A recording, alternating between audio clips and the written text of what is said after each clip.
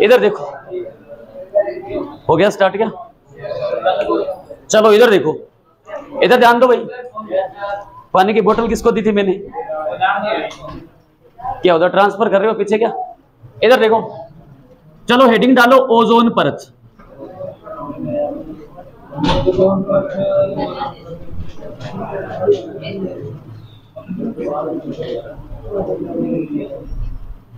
Ozone परत या ozone layer क्या है? इधर देखो, सबको पता है ओजोन परत क्या काम करती है। सूर्य के प्रकाश से आती है हानिकारक पराबैंगनी किरणें, सबने पढ़ा होगा। शांत रहो, आवाज नहीं आनी चाहिए। इधर देखो, सबने बचपन में पढ़ा है। सूर्य के प्रकाश से हानिकारक पराबैंगनी किरणें आती हैं, उनको पृथ्वी पर आने से रोकने कार्य कौन करता है? ओजोन परत करती है, सबने पढ़ा होगा, है ना। इसकी वजह से कैंसर नहीं होती। ओजोन परत जरूरी है। वर्तमान में कह रहे ओजोन परत में छेद हो रहा है, क्लोरोफ्लोरोकार्बन, नाम पढ़े होंगे ना। पहले ये समझो ओजोन परत क्या है। इसको पढ़ने के लिए आपको मंडल पता होने चाहिए। वायुमंडल को कितने मंडलों में बांटा गया? 4, 5, 6 या 7? बधाई हो, एक क्वेश्चन याद हो गया आपको। इधर देखो, है मान लो ये हमारी पृथ्वी। क्या बोला है मैंने? आवाज नहीं आनी चाहिए, समझ में नहीं आ रहा। एक बार चुपचाप बैठे रहो के मत खलतना गुनगुना हुई। आगला बोले चाहे लारला बोले, कोई नहीं बोलना, बैठ रहो इधर चुपचाप। ये मान लो पूरी पृथ्वी, ये जहां पे हम खड़े हैं ना, यह धरती का ऊपर वाला भाग है, भूपरपटी। 0 किलोमीटर मान लेंगे। यहां से हम चले, यहां से ऊपर चले, चलते जाएं लगभग 15 किलोमीटर या 18 किलोमीटर। कई बुक्स में 15 किलोमीटर, बाकी मैक्सिमम 18 किलोमीटर तक होता है। अब ऐसे आप कहते हो ना कि ओजोन परत किस में पाई जाती है? आप कहते हो समताप मंडल में। ऐसा जरूरी नहीं है कि ओजोन परत खाली समताप मंडल में है। ओजोन परत जो है ना वो सौर मंडल में भी है, ये भी खास बात है। पर मेन भाग है ना वो समताप मंडल में है। तो ये 0 किलोमीटर से ऊपर चलो धरती पे से, लगभग आप ऊपर चले जाओ 15 किलोमीटर। जैसे मान लो यहां से चले 15 किलोमीटर ऊपर चले जाओ, वहां तक का आपका पहला मंडल होगा। ये आपको जीके में सर ने करवाया भी होगा, नहीं करवाए? 15 मान लो या 18 कर लो, मैक्सिमम 18 है। ये 0 से लेकर के 18 किलोमीटर तक आपका पहला आवरण है ना, उसको आप नाम दोगे शोभ मंडल। क्या नाम दोगे? फिर आप 18 से थोड़ा और ऊपर चलो, 18 से लगभग आप चले जाओ 40 किलोमीटर तक। कितने किलोमीटर तक? जैसे यहां से गए लगभग 18 किलोमीटर ऊपर, फिर 18 से आप जाओ 40 किलोमीटर तक, वो आपका मंडल होगा समताप। ये जीके का भी टॉपिक है, साइंस का भी है, मिक्स ही है। जीके वाले सर तो करवाएंगे नहीं क्योंकि उनको फॉर्मूले नहीं आते, ठीक है। तो ये पूरा मैं ही करवा देता हूं। समताप मंडल मैंने क्या बोला? आवाज नहीं आनी चाहिए। कौन बोले कि दिक्कत है? किसो है? कौन सा है? मान जाओ तो मान जाओ, ठीक होगा। 400 तो बंदो है। अब की बार मैं कहूंगा नहीं, ध्यान रखना। पुराने बंदे वैसे ही मेरे को अच्छी तरह जानते हैं, नए वाले करें फिर भी तो ठीक है। पुराने कम से कम समझदार हो, शांति से बैठे रहो। इस बार कहूंगा नहीं, ध्यान रखना। अब मैं यही बुला लूंगा सीधा आगे। समताप मंडल।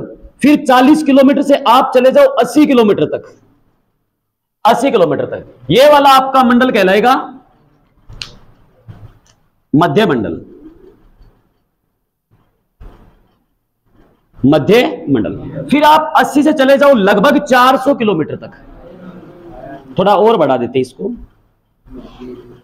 80 से चले जाओ आप 400 किलोमीटर तक, वो आपका कहलाएगा आयन मंडल, जहां पे खाली आयन है। यहां जाने के बाद में हम श्वसन नहीं हो सकता, हमारा बंद हो जाता है। यहां तक ही मैक्सिमम चलता है हमारा श्वसन, यहां तक ही एरोप्लेन वगैरह है ना, यहां तक ही उड़ पाते हैं लगभग। इस एरिया में चलते ज्यादा, इसके बीच में। यहां जाने के बाद में श्वसन बंद हो जाता है। यो मान लो आप अंतरिक्ष की तरफ गतिशील हो रहे हो, आयन ही है खाली, सांस नहीं आएगा, वहां पे ऑक्सीजन मास्क चाहिए, टैंक चाहिए आपको। अब आप 400 से बाहर गए तो काम खत्म है, आप पृथ्वी से बहुत दूर हो। यूं मान लो इस गोले पे नहीं रहना बाबा हमको, है ना, ये गोला ठीक नहीं है, वो हो गया फिर काम, ठीक है। तुम्हारा गोला अलग, हमारा गोला अलग, फिर वो गोला यहां आ जाता है। अब आप यहां से जाओ लगभग 400 से बाहर कहां तक? सारा ही हो गया अंतरिक्ष, 1000 किलोमीटर तक हमारे आवरण से परे है। हमारे गोले पे ऐसा नहीं होता, भांजा कहीं कह सकते हो आप, तुम्हारे गोले पे ऐसा होता है। वो गोला यही है। ये आ गया बहिमंडल, बाहर हो गया। अब टोटल मंडल कितने हैं? सबसे पहला क्वेश्चन पेपर में ये आता है, वायुमंडल में कुल कितने मंडल है? तो मंडल पूछे तो आप कहोगे 5। अब ऐसा नहीं है, आपने नाम सुना होगा, सौर मंडल, समताप मंडल, ओजोन मंडल, मध्य मंडल, आयन मंडल, बहिमंडल। आप आओ कभी ओजोन मंडल कहां गया? ओजोन मंडल कोई मंडल नहीं है, और उसको जोड़ोगे तो आप 6 कर दोगे, गलत है। मंडल 5 ही होते हैं। तो वायुमंडल के टोटल मंडल, मंडल समझ गए ना कितने मंडल है? हाँ, वो नहीं 20 बीडी 25 बीडी मंडल, देसाई मंडल, ये मंडल है, वो मंडल लगे 5 ही मंडल है। अब आप कहोगे सर फिर ओजोन मंडल नाम ही क्यों आता? होता नहीं है तो आता है। क्यों आता है? ये जो एरिया है ना बीच वाला, अब मंडल आपसे पूछे वायु, आप हेडिंग डालो वायुमंडल के मंडलों का उचित क्रम आ जाता है पेपर में। कई बार ऐसे भी आता है वायुमंडल के मंडलों का उचित क्रम, तो ऐसे बोलते हैं सौर मंडल, मध्य मंडल, समताप मंडल, आयन मंडल। गलत हो गया। समताप मंडल, सौर मंडल, मध्य मंडल, आयन मंडल, गलत हो गया। सौर मंडल, समताप मंडल, आयन मंडल, फिर मध्य मंडल, ये गलत हो गया। सौर मंडल, समताप मंडल, मध्य मंडल, आयन मंडल, ये सही हो गया। कई बार ऐसे आता है वायुमंडल के मंडलों का उचित क्रम क्या है, तो उचित में 1 नंबर कौन है, 2 नंबर, 3 नंबर, 4 नंबर। तो वायुमंडल में कुल मंडल कितने हुए? अब आपके दिमाग में आ रहा होगा सर फिर ओजोन मंडल कहां गया? यही है, कहीं नहीं गया, यहां पे बैठा है। अब मुझे एक बात बताओ, इस 18 किलोमीटर से 40 किलोमीटर के बीच कहीं 25 किलोमीटर आएगा? 26 भी आएगा, 27, 28, 29, 30, 5 किलोमीटर हो गया। ये मैं 18 छोड़ दूं, 19, 20, 21, 22, 23, 24, 25, धरती से चलूं 25 किलोमीटर पे आ गया मान लो यहां। अब 25 से ऊपर 26, 27, 28, 29, 30, ये 5 किलोमीटर का एरिया है ना, इसमें ओजोन परत सबसे मोटी होती है। हेगो कोनी लेनो, अरे बलाथी मार के बैठ जा, एक गो लगा रहा है भूजा था के नींद मनी नींद सोया यार, मेरे पे दिल टूटा है, मनी नींद लेनी, पानी और लगा रात को, ये ना कर। अजीब मैं उठ जू ना क्लास छोड़ बीच में। इधर देखो, इधर देखो, पहले खत्म करते इसको, 1 मिनट रुको। अब मैं यहां लिख रहा हूं, देखो कौन सा एरिया, बोलो मत रे, 25 से 30 किलोमीटर। क्या बोल रहा हूं? समताप मंडल के 25 से 30 किलोमीटर के आवरण में ओजोन परत सबसे मोटी है। ओजोन परत यहां भी है, ओजोन परत यहां भी है, पर ओजोन परत सबसे मोटी यहां पर है, इसीलिए इस एरिया को नाम देते हैं ओजोन मंडल। ओजोन मंडल यहां पर क्या है? यहां पर है ओजोन परत की सबसे अधिकतम सांद्रता। पेपर में क्वेश्चन आता है ओजोन परत की सबसे अधिकतम सांद्रता कहां होती है? उत्तर है 25 से 30 किलोमीटर के बीच। कौन से मंडल में? तो कौन से मंडल में? ये देख लो, ओजोन परत की सबसे अधिकतम सांद्रता यहां पर है। तो समझ गए ओजोन मंडल क्या है? समताप मंडल का एक छोटा सा भाग है। पल्ले पड़ी ये बात, नोट करो इसको। तो ओजोन परत की सबसे अधिकतम सांद्रता कहां पाई जाती है? उत्तर होगा 25 से 30 किलोमीटर। कहां होता है? समताप मंडल। तो एक क्वेश्चन भी आता है ओजोन परत किस मंडल में पाई जाती है? लिख लो, ये तो मंडल है सारे के सारे, समझ में आ गए मंडल। अब इस मंडल में से हमें एक पढ़ना है, कौन सा? ये बताऊंगा सौर मंडल में क्या होता है, वायुयान कहां उड़ते हैं, सब आएंगे। सांस कहां लेते हैं, ऊपर जाओगे जहां कहते हो कि ऊंचाई पे जाते हो, कहते बादल है, बादल में हाथ मारता है नहीं कहीं, वो कहां होते हैं बता दो कैसे बनेंगे। पहले हम क्या पढ़ेंगे? ओजोन, उसके बाद सब पढ़ेंगे, बादल भी पढ़ेंगे, है ना। धुआं धुआं हो गया, वो इधर ही होगा, धुआं धुआं ऊपर होगा इसके थोड़ा सा। तो लिखो ओजोन परत। अब मंडल पहले लिख लो, वायु मंडल के कुल मंडल लिख लो, ये बना लो सारे, रफ कर दूं, कर दो पीछे।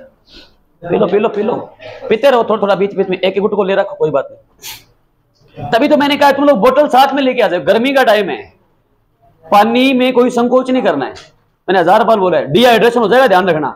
तुम लोग काम करते हो परिश्रम, परिश्रम समझ रहे हो, ग्राउंड में जाते हो ना, तुम लोगों के लिए पानी वगैरह तो तुम लोग नहीं जाते, कोई तो जाता होगा यहां से, तो फिर तो ग्राउंड में परिश्रम कर रहे हो ना, पानी बहुत ज्यादा जरूरी है। लिक्विड तुम लोगों के लिए गर्मी में बहुत जरूरी है, जूस है, लिक्विड है, पानी जो भी जितना छाछ जो भी लो तुम लोग बढ़िया रहेगा, नहीं तो जाए डिहाइड्रेशन। कोई कहते नहीं बात बटे ऊपर चढ़ तो रेता में मुंद हो जाए, कोई ठाक होने लगे लो, तो पानी पिए रखे और बोतल लिए खा गए, पर थे बोतल लेके गया थे कमरा में पड़ी है, वही कौन छोड़ो, उतारा नहीं, उतार लो।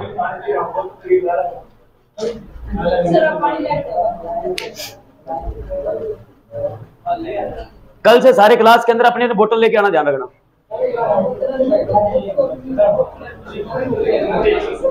शांत हो जाओ, बे क्लास तो खराब मत करो, इधर देख लो। उतार लिया यहां तक, चलो इसको रफ कर दूं। अब देखो ओजोन परत बनती कैसे है, पहले ये समझो ओजोन परत बनती कैसे है। ये जो हमारा समताप मंडल है ना, ओजोन परत इसके अंदर ही बनती है और इसके अंदर ही टूटती है, यहीं से आती है पराबैंगनी किरणें। ये आपका दायित्व है कि आप इसके लिए अभी जो आप समझ लो टॉपिक को, फिर ध्यान रखना इसका संरक्षण आपको करना चाहिए कि नहीं करना चाहिए, आने वाली भावी पीढ़ियों के लिए करना पड़ेगा। पहली बात आपके लिए करना पड़ेगा, ये खास बात है। इधर देखो, थोड़ा पर्यावरण की तरफ भी ध्यान दो प्राणी, इसीलिए तो भारत वाले कोई खोज नहीं करते हैं, हमारे अधिकतम कुचर नहीं कर सकते हैं, बस ज्यादातर कोचा कर सकते हैं, आंगली लगा सका। हाँ, ये अलावा कोई काम कौन कर, यदि तुम्हारे बैठे तो तभी तो हम विकासशील है, विकसित नहीं हो, डेवलप नहीं हो रहा इंडिया, इसी वजह से नहीं हो रहा। इधर देखो, अब देखो ओजोन परत बनती कैसे।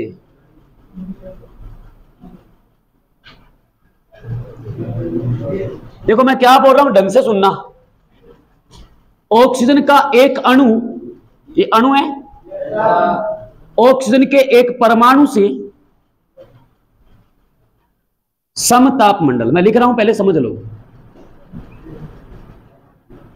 ऑक्सीजन का एक अणु ऑक्सीजन के एक परमाणु से समताप मंडल में सूर्य के प्रकाश की उपस्थिति में अभिक्रिया करके, सूर्य के प्रकाश की उपस्थिति में रिएक्शन करेंगे दोनों, ये कर क्या बनाएंगे, अभिक्रिया करके बनाएंगे O3, इसे आप कहोगे ओजोनाइड, बड़ा अणु बन गया ओजोनाइड अणु। ओजोनाइड अणु बनाता है, ये ओजोन परत है क्या, पहले ये समझो। समताप मंडल में मतलब वो 18 से 40 किलोमीटर का जो एरिया है, वहां पे क्या होगा, सूर्य का प्रकाश तो आएगा, समताप मंडल वो है ही है, सूर्य का प्रकाश आएगा, सूर्य के प्रकाश की उपस्थिति में क्या होगा, ऑक्सीजन का एक अणु ऑक्सीजन के एक परमाणु से अभिक्रिया करेंगे आपस में, क्या बनाएंगे, ओजोनाइड अणु बनेंगे। फिर क्या होगा, फिर ऐसे होगा, इधर देखो, ये ओजोनाइड अणु बन गए, फिर और बना ओजोनाइड, फिर और बना ओजोनाइड, फिर और बना ओजोनाइड, फिर और बना ओजोनाइड, ऐसे बनते जाएंगे। अब देखो ये ओजोनाइड आपस में मिल रहे हैं, ये ओजोनाइड अणु आपस में मिलकर के क्या करेंगे, ऐसे नंबर ऑफ ओजोनाइड बोल दूं मैं N, ये ओजोनाइड अणु आपस में मिलकर के ऐसे एक परत बना लेते हैं और इसे ही क्या कहते हैं, ओजोन परत। वापस बोल रहा हूं, फिर सुनो, ध्यान से सुनो, रट्टा नहीं मारना है। समताप मंडल में सूर्य के प्रकाश की उपस्थिति में ऑक्सीजन का एक अणु ऑक्सीजन के एक परमाणु से मिलकर ओजोनाइड अणु बनाता है। ये ओजोनाइड अणु आपस में मिलकर के एक परत बना लेते हैं, एक लेयर बना लेते हैं, एक झिल्ली बनाते हैं, इस परत को नाम देते हैं ओजोन परत। यही ओजोन परत क्या करती है, सूर्य के प्रकाश से जो अल्ट्रावायलेट रेज, हानिकारक पराबैंगनी किरणें आएगी, उनको धरती पर आने से रोकेगी, इतना काम है इसका। यहां से क्वेश्चन क्या बना, क्वेश्चन बना आपको ये पूछ लेंगे सबसे पहला, ओजोन परत किस मंडल में पाई जाती है, ओजोन परत में कौन से अणु पाए जाते हैं, फास्फेट अणु, ऑक्सीजन गैस, ओजोनाइड अणु, सल्फेट अणु। अगर आपसे मैं पेपर में यूं पूछूं ऑक्सीजन का त्रिक परमाणविक अणु कौन है? त्रिक परमाणविक मतलब जिसमें 3 परमाणु है। ये ऑक्सीजन का त्रिक परमाणविक अणु पूछे तो वो है ओजोनाइड अणु खुद। और अगर ऑक्सीजन का द्विक परमाणविक अणु पूछे वो ऑक्सीजन गैस है। ये ऑक्सीजन गैस है, ये ऑक्सीजन परमाणु है, ये ओजोनाइड अणु है। तो ऑक्सीजन का त्रिक परमाणविक अणु पूछे तो आप कहोगे ओजोनाइड, द्विक परमाणु पूछे तो ऑक्सीजन गैस खुद है। ठीक है, कौन से मंडल में? समताप मंडल में। ये ओजोन परत है। अब रही बात इसका कार्य क्या है, सबको पता है। ओजोन परत का कार्य क्या है सबको पता है, क्या काम है? सूर्य के प्रकाश से आने वाली हानिकारक पराबैंगनी किरणों, होती तो पराबैंगनी किरणें हैं पर हम हानिकारक नाम लगाते हैं। क्यों लगाते हैं? रीजन है उसका, आगे बताऊंगा। हानिकारक पराबैंगनी किरणों, पराबैंगनी किरणों को इंग्लिश में शॉर्ट में कहते हैं यूवी रेज, अल्ट्रावायलेट रेज कहते हैं। अल्ट्रावायलेट रेज शॉर्ट में कहेंगे यूवी रेज। पेपर में कई बार आ जाता है यूवी रेज, ऐसे नाम आ जाता है। अल्ट्रावायलेट रेज यानी हानिकारक पराबैंगनी किरणों को पृथ्वी पर आने से रोकना, ये कार्य है इनका। पेपर में पूछेंगे, पुराना क्वेश्चन हो गया, वैसे पूछ भी सकते हैं, आपके लेवल पर तो आ ही जाता है। पराबैंगनी किरणों को पृथ्वी पर आने से रोकने का कार्य कौन करता है? ओजोन परत। पेपर में आया निम्न में से कौन से एक हानिकारक किरण है? लिखा होगा अल्फा किरण, बीटा किरण, यूवी रेज, इंफ्रारेड रेज, जैसे नाम आ जाएंगे, अवरक्त किरणें, यूवी किरणें। तो यूवी रेज बोलो या पराबैंगनी किरणें बोलो, एक ही बात है। इनको धरती पर आने से रोकेगी कौन? ओजोन परत रोकेगी।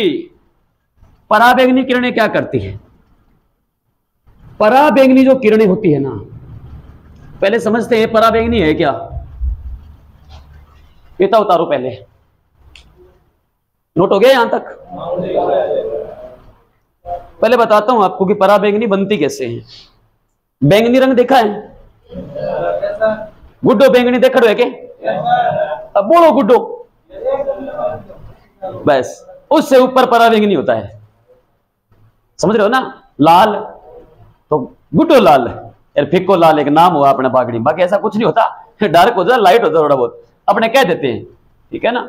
तो गुड्डो लाल जो को है नहीं, ऐसे गुड्डो बैंगनी हो सी नहीं, ऊपर आसी होगी तो और बोलो गुड्डो बैंगनी, उससे ऊपर परा बैंगनी है। परा मतलब परे, कहते ना परे या दूर। बैंगनी से परे जो रंग है ना वही परा बैंगनी है। लाल से नीचे जो रंग है वो अवरक्त किरणें है, ताप आता है। कैसे बनता है? परा बैंगनी है क्या, और इसको हानिकारक क्यों कहते हैं? पहले परा बैंगनी समझाता हूं, आता कैसे, बनता कैसे। इसको रफ कर दूं, इधर देखो, बोलो मत, बढ़िया टॉपिक है, ढंग से पढ़ लो। ये ऐसी चीज तुम लोगों को बार बार कोई नहीं पढ़ाएगा, ये गारंटी है मेरी। पढ़ो तो पढ़ लो, नहीं पढ़ो तो कोई टेंशन नहीं, मौका है अभी तुम्हारे पास। तो पुराने वालों को तो बाद में क्लास में घुसने नहीं दूंगा, ये ध्यान रखना। लाइब्रेरी में बैठ के पढ़ भले लेना, ये लास्ट चल रहा है तुम्हारा, क्योंकि तुम लोगों को करवा चुका हूं ये चीजें। ये देखो, सूर्य के प्रकाश की श्वेत किरण है। सूर्य का प्रकाश किस रंग का होता है? श्वेत, कलरलेस, रंगहीन होता है। इस सूर्य के प्रकाश की श्वेत किरण को आप गुजार दो प्रिज्म से। ये पढ़ाया भी है मैंने आपको, कहां पढ़ाया था? प्रकाश का वर्ण विक्षेपण करवाया था ना, स्कैटरिंग ऑफ लाइट, वहां पे करवाया था मैंने, इंद्रधनुष वाले सिस्टम में। अगर सूर्य के प्रकाश की श्वेत किरण को प्रिज्म से गुजारा जाए, वो 7 रंगों में बंट जाएगी। ऐसे 7 रंगों के स्पेक्ट्रम में फैल जाएगी वो। उन रंगों के स्पेक्ट्रम को कहते हैं विबग्योर। याद आ रहा है?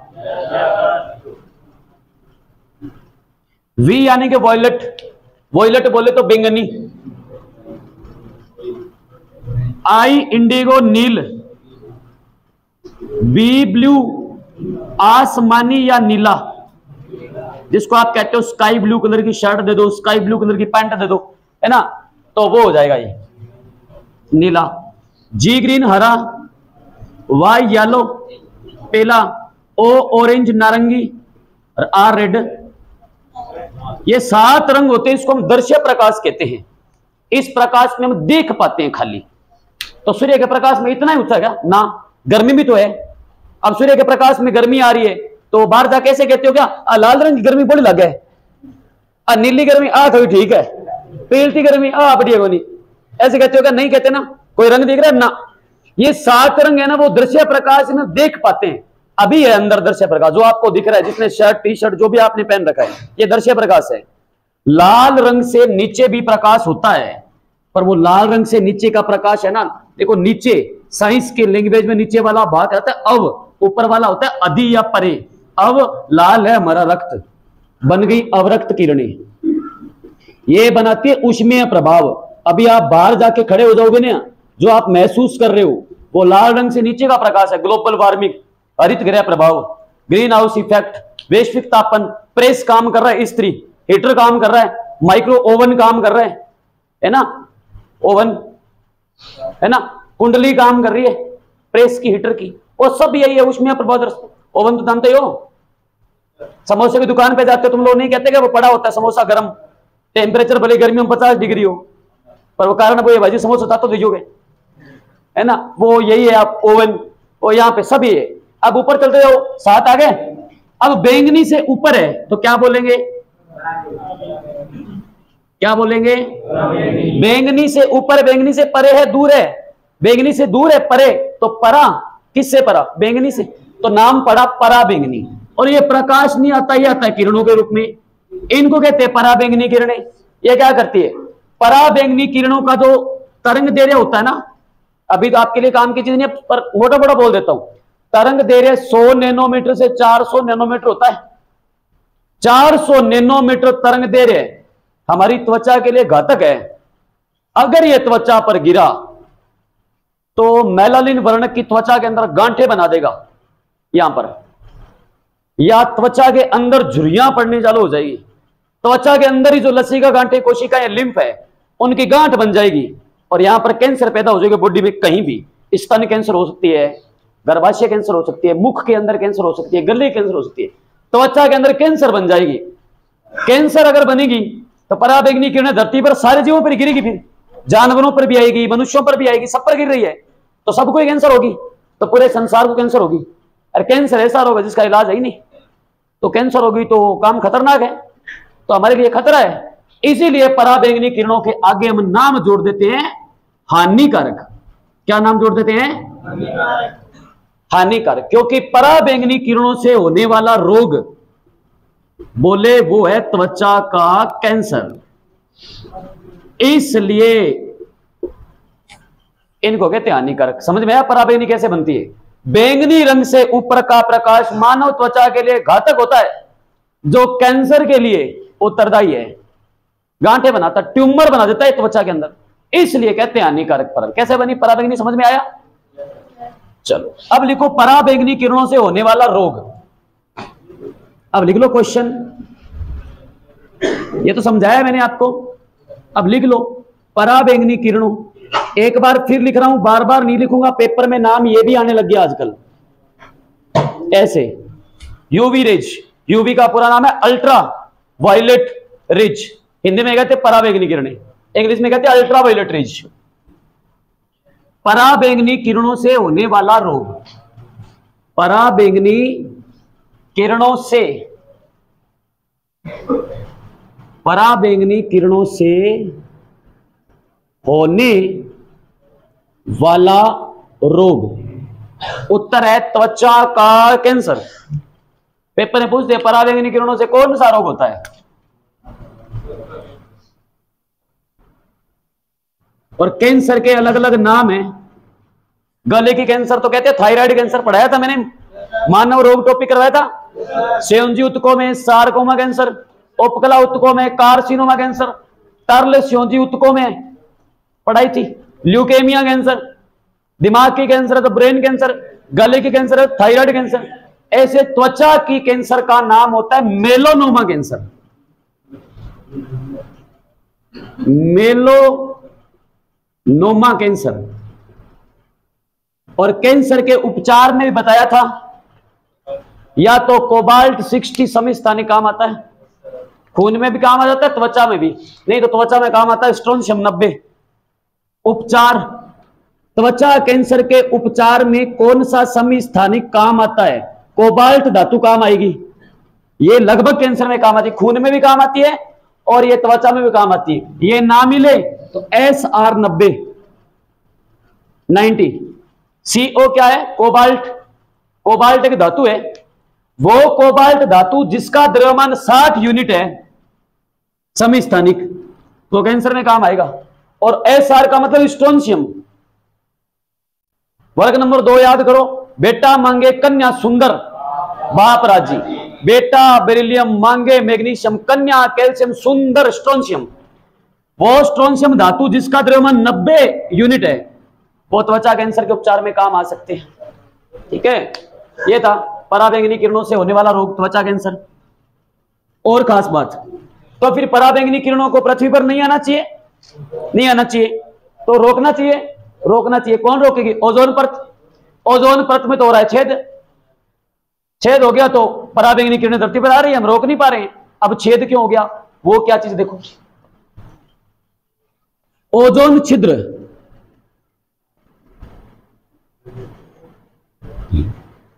सुना होगा ना, ओजोन परत में छेद हो गया जिस वजह से पराबैंगनी किरण धरती पर आ रही है। ये ओजोन छिद्र क्या है पहले ये समझो।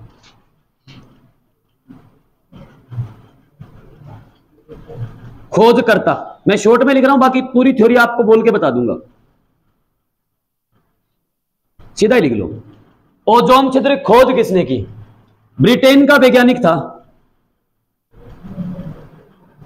Joseph foreman. ओजोन छिद्र ब्रिटिश वैज्ञानिक था जिसका नाम था जोसेफ फोरमैन। इसने क्या किया था? वायुमंडल के मंडलों का भ्रमण किया था। कब? 5 साल लगातार, 5 साल, 1980, 81, 82, 83, 84, 85। 1980 से 1985 5 साल इसने वायुमंडल के मंडलों का भ्रमण किया। तो इसने देखा अंटार्कटिका महाद्वीप का जो दक्षिणी गोलार्ध है, उसमें इसने यह देखा कि ओजोन परत है ना, वो 30% है ना, पतली होगी, झिनी होगी, उसको नाम दिया ओजोन छिद्र का। तो ओजोन छिद्र कब खोजा गया था? 1980 से 1985। स्थिति कहां खोजा गया? अंटार्कटिका महाद्वीप।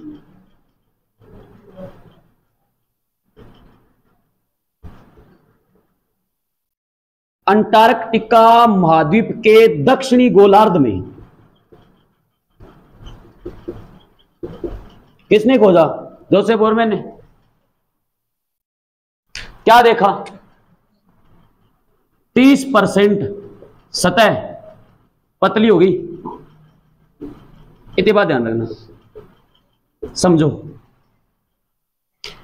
सन 1980 से 1985 के दौरान ब्रिटिश वैज्ञानिक जोसेफ फोरमैन ने, सन 1980 से 1985 के दौरान ब्रिटिश वैज्ञानिक जोसेफ फोरमैन ने अंटार्कटिका महाद्वीप के दक्षिणी गोलार्ध में यह देखा कि ओजोन परत की सतह 30% झिनी या पतली होगी। उसे नाम दिया गया किसका? ओजोन छिद्र का। अब ओजोन छिद्र का मतलब यह नहीं है कि ओजोन परत में मोरो निकली होगी, ऐसा कुछ नहीं है। यह मान लो ओजोन परत की मोटाई है कितनी? भूमध्य सागरीय भागों पर ओजोन परत का विस्तार है 16.5 किलोमीटर, 16.5 किलोमीटर मोटी है भूमध्य सागरीय भागों पर। ध्रुवीय भागों पर ओजोन परत का विस्तार है 6.5 किलोमीटर, इतना था। अब हुआ क्या? ये ओजोन परत की जो मोटाई है, मानो इसमें 30% ये झिनी होगी, ये गई, अब इतनी रह गई। ये पहले इतनी मोटाई थी, ये मोटाई मान लो 16.5 किलोमीटर, इसमें 30% झिनी होगी, पतली 30% गई। इसको नाम दे रहे हैं ओजोन छिद्र का। ओजोन छिद्र का मतलब ये नहीं है कि छेद निकल गया, मोटाई है ना, वो पहले इतनी थी, अब घट गई, इसको नाम दिया ओजोन छिद्र का। कहां पर पाया जाता है? अंटार्कटिका महाद्वीप के दक्षिणी गोलार्ध में। सबसे पहले किसने देखा? ब्रिटिश टीम ने देखा। ब्रिटिश टीम का कौन सा साइंटिस्ट था वहां पर? अब ये जिनी पतली हो रही है तो किसी ने मापी होगी कि पहले इतनी मोटी थी अब थोड़ी और पतली होगी, मोटाई माप रहे हैं। ये मोटाई मापने का तरीका डॉप्सन यूनिट है। ओजोन परत की मोटाई किसमें मापी जाती है? डॉप्सन यूनिट में मापी जाती है। पेपर में पूछ रहे ओजोन परत की मोटाई, ओजोन परत की मोटाई किसमें मापी जाती है? डॉप्सन यूनिट, या हिंदी में बोलो तो डॉप्सन इकाई। ओजोन परत की मोटाई, ओजोन परत की मोटाई किसमें मापते हैं? डॉप्सन यूनिट में मापते हैं। ओजोन परत की मोटाई किसमें मापते हैं? Dobson unit. अब का नींद लेनी कोपरा मावल औषध धोई लबसू। ओजोन परत की मोटाई किसमें मापी जाती है? डॉप्सन यूनिट में इसकी मोटाई मापती है। अब रही बात ओजोन परत में का काम क्या है? ओजोन परत का काम है, ओजोन परत समताप मंडल में क्या करती है? ये पराबैंगनी किरणों को धरती पर आने नहीं देती, पर ये तो आ रही है। क्यों आ रही है? ओजोन छिद्र हो गया। कहां हो गया? अंटार्कटिका महाद्वीप में, इस वजह से आ रही है। तो फिर ये छिद्र किस वजह से हुआ? कोई कारण तो होगा। कारण है ठंडक। जितनी ज्यादा हम ठंडक पैदा करवाएंगे ना हमारे क्षेत्र में, उतना ही टेम्परेचर ऊपर बढ़ेगा। कारण है? नहीं समझे? आप एसी चला रहे हो, आपके रूम के अंदर तो ठंडक है, आपके रूम की जो हीट है वो कहां जा रही है? आपकी ठंडक की वजह से बाहर गर्मी पैदा हो रही कि नहीं हो रही? हो रही है। आपकी गाड़ी में एसी चल रही है, आपकी गाड़ी के अंदर जो हीट थी ना वो तो बाहर गई, एसी का ऊपर नहीं होता क्या? एग्जिट, बाहर निकल रही है, गर्मी बाहर जा रही है। तो आपने अपने रूम से गर्मी बाहर फेंकी है, संसार से गायब थोड़ी कर दी। वो गर्मी तो है ही। कार के अंदर एसी चल रही है तो कार की हीट बाहर फेंक रहे हो। अब गर्मी में आप एसी में 5 घंटे सफर कर लो गाड़ी के अंदर, फिर धूप में 12-1 बजे गाड़ी का डोर खोल के बाहर निकलना, तो ना बढ़ गया तो हमारे पास चला रहे इधर एसी होगा ना। कारण क्या? अंदर ठंडक थी तो अंदर की हीट कहां गई? बाहर गई। बाहर है तो है नहीं, आपने संसार से बाहर फेंक दी। गर्मी है कि बाहर जा अंतरिक्ष में, यहां रुकना ही नहीं है, ऐसे तो है नहीं। वो गर्मी तो बाहर ही है ना। आपकी ठंडक है वो वायुमंडल में क्या क्रिएट कर रही है? हीट क्रिएट कर रही है। आपके यहां की ठंडक वायुमंडल में गर्मी पैदा कर रही है, और इसी गर्मी की वजह से ओजोन परत में क्लोरोफ्लोरोकार्बन है वो काम कर रहे हैं और वो तोड़ रहे हैं। कैसे ठंडक का संबंध क्या हुआ? कैसे टूटी ओजोन परत? कैसे टूटी? ऐसे टूटी। ओजोन छिद्र का कारण क्या है? पेपर में पूछते। तो आप पढ़ते हो क्लोरोफ्लोरोकार्बन पढ़ा होगा। ओजोन छिद्र के लिए कौन सी गैस उत्तरदायी है? कहते हो क्लोरोफ्लोरोकार्बन, फ्रियोन गैस उत्तरदायी है। तो ये कहां से आ रही है? हम ही छोड़ रहे हैं, और कहां से आ रही है? हम यहां पर कुछ ऐसे घटक उपयोग कर रहे हैं, हमारी वजह से छोड़ी जा रही है, तो टेम्परेचर वहां बढ़ रहा है। तो इसके नुकसान के लिए उत्तर जिम्मेदार हम ही हैं। ओजोन छिद्र के लिए, ओजोन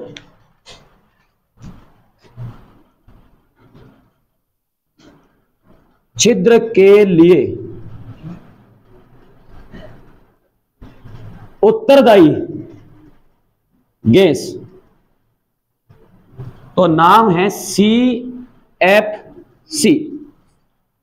सी का मतलब कार्बन, दूसरे सी का मतलब क्लोरीन, एफ का मतलब फ्लोरीन, तो नाम पड़ता है क्लोरोफ्लोरोकार्बन। देखो पूरा नाम बनेगा क्लोरो, एफ का मतलब फ्लोरो और दूसरे सी का मतलब कार्बन, यानी क्लोरीन, फ्लोरीन और कार्बन से मिलकर बने यौगिक क्लोरोफ्लोरोकार्बन कहलाते हैं। जैसे हाइड्रोकार्बन क्या है? हाइड्रोजन और कार्बन से मिलकर बने यौगिक हाइड्रोकार्बन है। तो ये क्लोरोफ्लोरोकार्बन है, मतलब ऐसे ये क्लोरो, ये फ्लोरो, ये कार्बन, संतुलित करके सूत्र बना देंगे। जैसे मैंने बोला CFCl3, कार्बन की संख्या 4 होती है, वही चल रहा है, कार्बन ही चल रहा है, 4 होती है ना। ये कार्बन 4 पूरी करनी है, 1 2 3, एक और पूरी कर दो 4, 3 तो क्लोरीन है, 1 2, 1 फ्लोरीन है। जैसे मेथेन था वैसे ही बन रहा है कुछ, मेथेन CH4 था, है तो ये सेम है, वही है, पर फर्क ये है क्लोरीन 3 है तो बोलोगे ट्राई क्लोरो, 1 2 3, 1 पे मोनो, 2 पे डाई, 3 पे ट्राई, ट्राई क्लोरो फ्लोरो कार्बन, बस बन गया सूत्र। ऐसे बनेंगे फॉर्मूले सारी। तो क्लोरीन, फ्लोरीन और कार्बन से मिलकर बने यौगिक क्लोरोफ्लोरोकार्बन कहलाते हैं। इन्हें ही फ्रेओन गैस कहा जाता है। ये नाम ना है ना पेपर में, तो CFC को फ्रेओन गैस भी कहते हैं। इसकी वजह से ओजोन परत में छेद हो रहा है। एक नंबर तो अब ऐसा नहीं है कि अकेली उत्तरदायी है क्या ना, पेपर में क्वेश्चन आ जाता है कौन सी गैस ओजोन छिद्र करे उत्तरदायी है, कई बार CFC नाम आता ही नहीं है, तो और भी गैस से उत्तरदायी है। एक नंबर CFC है। अगर CFC ना मिले, मेथेन भी इसके लिए उत्तरदायी है। ओजोन परत में छेद करने के लिए मीथेन या फिर मेथेन गैस भी उत्तरदायी है। इसमें छिद्र के लिए नाइट्रोजन डाइऑक्साइड, जैसे कार्बन डाइऑक्साइड होती है ना, ऐसे नाइट्रोजन डाइऑक्साइड होती है, यह भी उत्तरदायी है। एक और पृथ्वी का तापमान बढ़ाने वाली गैस CO2 जो हम छोड़ रहे हैं, पेड़ों को काट रहे हो ना, यह भी ओजोन परत के लिए उत्तरदायी है। पेड़ कटेंगे टेम्परेचर बढ़ेगा। कार्बन डाइऑक्साइड, ये सारी ही ओजोन परत में छेद करवाती है, पर रेयर चांस है कि इनके नाम आ जाए। ये एक बार आ चुका है इसलिए मैंने बता दी कि ये भी होती है। पेपर में आएगा निम्न में से कौन सी गैस ओजोन छिद्र के लिए उत्तरदायी है? क्लोरोफ्लोरोकार्बन एक नंबर यही है, फ्रेओन गैस। नहीं है तो मीथेन भी है, नाइट्रोजन डाइऑक्साइड भी है, कार्बन डाइऑक्साइड, सारी ओजोन परत में छेद करवाती है, पर लगभग 90% ये अकेली कांड कर देती है, इनका नंबर आता ही नहीं है। पर ये ऑप्शन में ना है ना, तो इनमें से कुछ मिलेगा आपको, समझ गए? अब रही बात है हमारे पास कहां से आई, CFC का काम होता है शीतलक पैदा करवाना, हिंदी में शुद्ध नाम होता है शीतलक, और बागड़ी में कहते हैं ठंडक। जैसे फ्रिज है वो शीतलक पैदा करा ठंडक, AC है शीतलक पैदा करा ठंडक, ठीक है। यहां पर क्या भरी जाती है? ये भरी जाती है। तो ये कहां पर काम आ रही है, तो लिख लेते हैं अपने। CFC उपयोग कहां होता है? रेफ्रिजरेटर यानी फ्रिज और AC में। तो क्वेश्चन लिख लो, रेफ्रिजरेटर,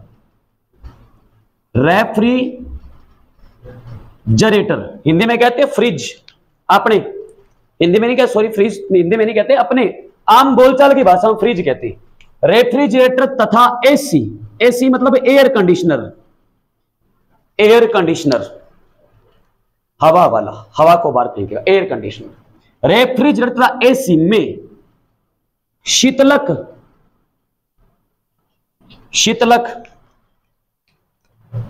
या बोल दो ठंडक पैदा करने में, रेफ्रिजरेटर या AC में शीतलक या ठंडक पैदा करने में काम आने वाली गैस,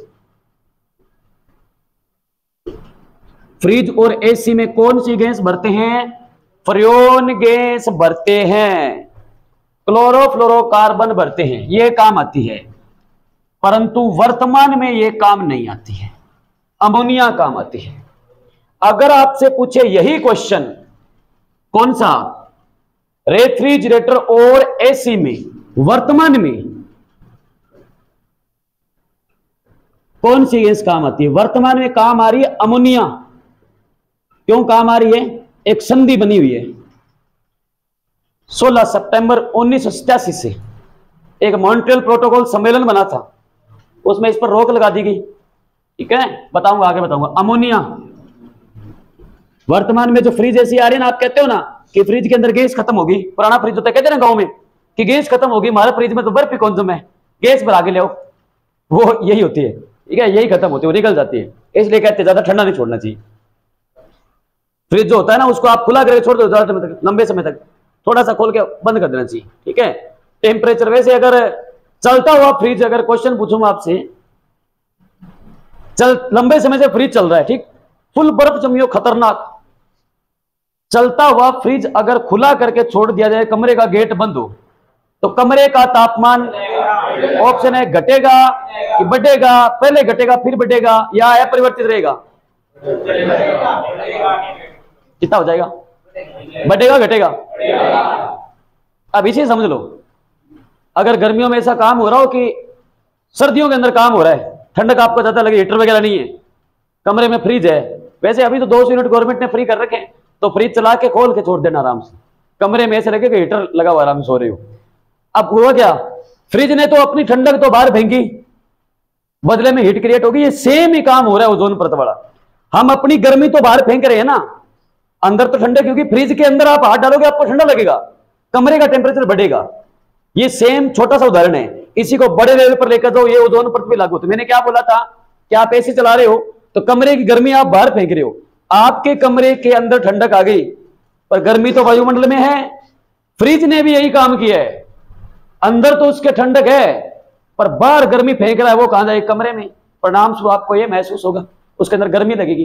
तो चलता हुआ फ्रिज अगर खुला छोड़ दो, कमरे का तापमान बढ़ेगा। सर्दियों में आप इसको आजमा लेना, कभी चला के देख लेना। अब ऐसा नहीं कि सर फ्रिज में सो जाऊं क्या, दिन के अंदर मुझे लो, अंदर नहीं, मैंने बाहर बोला है, अंदर की जो ठंडक है ना वो बाहर जाएगी, ये बोला है मेरे, तो गर्मी बाहर बढ़ेगी। Ammonia gas NH3।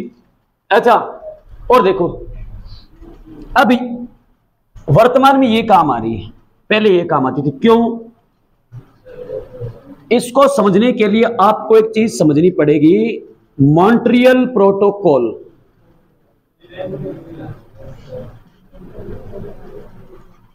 Montreal protocol, ammonia लिख लिया। चलो, ये सम्मेलन है एक, तो ओजोन परत का कुछ पार्ट बचा हुआ, इसको अपने कल पढ़ेंगे नेक्स्ट क्लास के अंदर। अभी आप ध्यान क्या रखोगे, अगर आपसे पूछे रेफ्रिजरेटर और एसी में शीतलक या ठंडक पैदा करने में कौन सी गैस काम आती है, क्लोरोफ्लोरोकार्बन। अगर नाम आ गया वर्तमान में ठंडक पैदा करने में कौन सी गैस काम आती है, क्योंकि इसके निर्माण पर रोक लगा दी गई, इसकी वजह से ओजोन परत में छेद हो रहा है। तो कनाडा के अंदर एक संधि हुई थी, एक सम्मेलन का आयोजन किया गया था, मॉन्ट्रियल प्रोटोकॉल, 16 सितंबर 1983। उन्होंने कहा कि बंद कर दो ये जुगाड़ बनाना, नहीं तो धरती पर सारे के सारे मरेंगे, देश फ्रेन गैस बंद कर दो बनाना। सभी देशों ने भाग लिया, तो हस्ताक्षर किए सबने इस पे कि हम लोग तो जो बंद कर देंगे, नहीं बनाएंगे। तो कहते सबको कैंसर हो जाएगी, सब मरेंगे, पूरी सृष्टि खत्म हो जाएगी। इसके निर्माण पर रोक लगा दी गई। तो वर्तमान में बोल दिया इसका कोई अल्टरनेट तो बताओ, भी फ्रिज में क्या भरेंगे, एसी भी चलाएंगे, बर्फ भी जमाएंगे, क्या भरें। कहते इसको छोड़ दो, ये भर दो। इसी के उपलक्ष्य में 16 सितंबर को विश्व ओजोन दिवस के रूप में मनाया जाता है। ये कल पढ़ेंगे, इससे सम्मेलन है पर्यावरण के कुछ। मिलते हैं ब्रेक के बाद, आधा पार्ट पढ़ेंगे नेक्स्ट क्लास में। आज के लिए इतना।